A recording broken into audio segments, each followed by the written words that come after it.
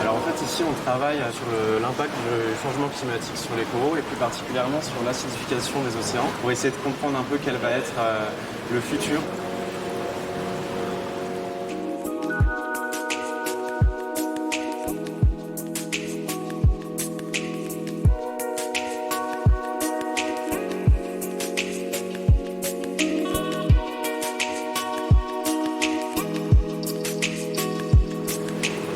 Si on arrive à 2 degrés en plus et une acidification des océans moins que 7,7, les GIEC prévoient une perte juste à 90% des récifs coralliens. Il semblerait qu'on a déjà perdu 50% des récifs sous la grande barrière de corail.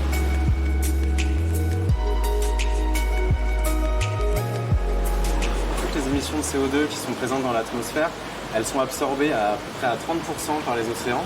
Et ces émissions-là, du coup, elles impactent vraiment l'acidification puisqu'elles vont faire baisser le pH. Et donc là, vraiment, ce qu'on essaye de faire, c'est d'avoir différents scénarios. Le pH qui sera prévu à la fin du siècle, on a le pH actuel, on a également le pH qui est prévu dans 30 ans et au final, on a fait une dernière manipulation, c'est un pH variable.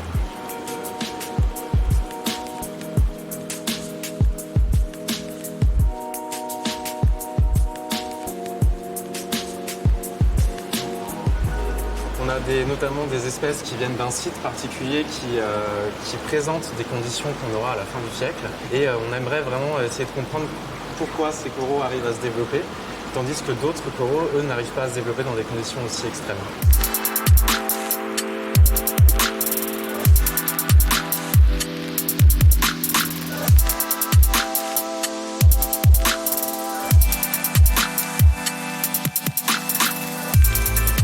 Dans ce site proche des mangroves, on a des coraux qui résistent à des conditions extrêmes en température, en acidité et en pourcentage d'oxygène. Aujourd'hui, le pH est 8,1.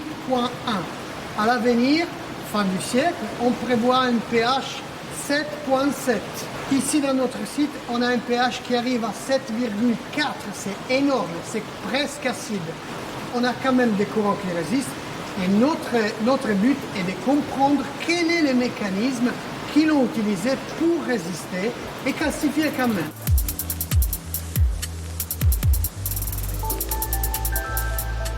La calcification, qu'est-ce que c'est? C'est vraiment, en fait, c'est comme des briques finalement. C'est le corail qui va construire le récif corallien. Et cette calcification-là, elle est très très importante parce que non seulement elle sert d'abri finalement pour toutes les espèces qui sont dedans, mais elle peut servir également de nourriture. Elle sert à énormément de choses. C'est vraiment une niche écologique très importante.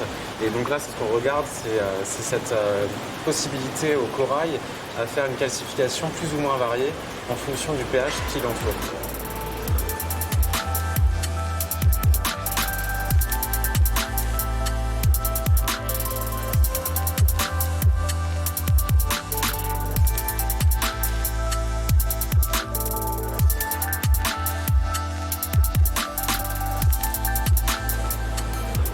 L'effet d'avoir découvert des coraux qui résistent à des conditions dans la nature, ça nous donne de l'espoir.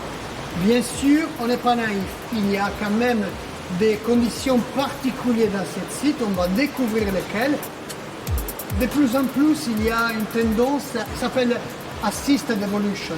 Utiliser ces souches de coraux pour repeupler les récifs abîmés par le réchauffement ou d'autres événements à l'avenir.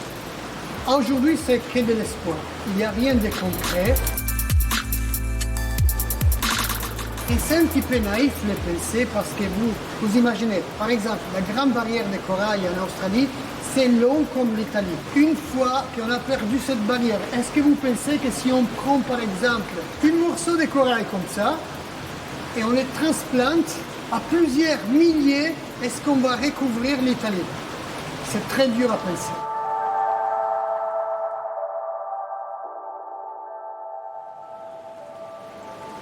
Aujourd'hui, on ne peut pas le faire.